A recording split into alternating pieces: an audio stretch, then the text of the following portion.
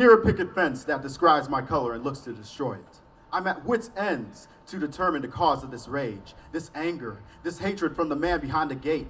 Does he see me as a person? Does he see my race as an eyesore? What propaganda pushed them to be like this? What caused this anger? Injustice, injustice, injustice. I cry out for an answer for their causes. I question, why would a fellow man attack a race and burn the churches? Why a man based off hate would shoot a church? Why a group would persecute fellow human beings? Why a man would amass these imaginations that minorities are the inferior? Why a man would amass that the people next to them are not in need of love and understanding?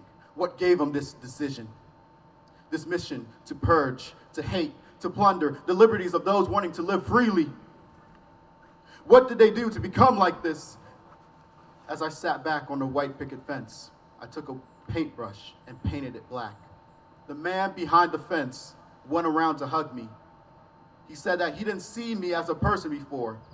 From the color I placed beyond my own boundary, he saw my narrative. Supremacy dies when you know everyone's story. Hatred dies when you know everyone's story. Ignorance dies when you know everyone's story. Color every picket fence. Thank you.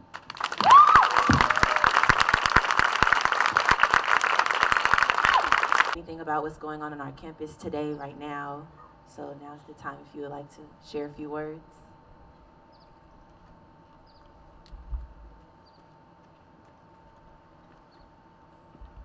What a wonderful. They don't have someone traditionally who stands with them. And I took a picture. They call it the infamous Homes Not Hate picture now, where I went to the Parnell Park encampment and took a picture with some of our unhoused neighbors. And all I wrote was a quote from Franklin Roosevelt.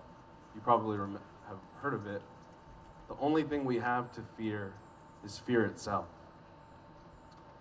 And I guess I was not ready for the response that I received. What is the future of Whittier and of our country? And I want to encourage you to go out there and love your neighbor and march and fight, just petitions and marching. We need you to transform this great nation and to bring it to the potential that Martin Luther King talked about. We need you to march from the streets into City Hall, to get in front of that public comment stage, and ultimately on that dais to make the votes that are going to change our world. Thank you. Thank you. Would anyone else?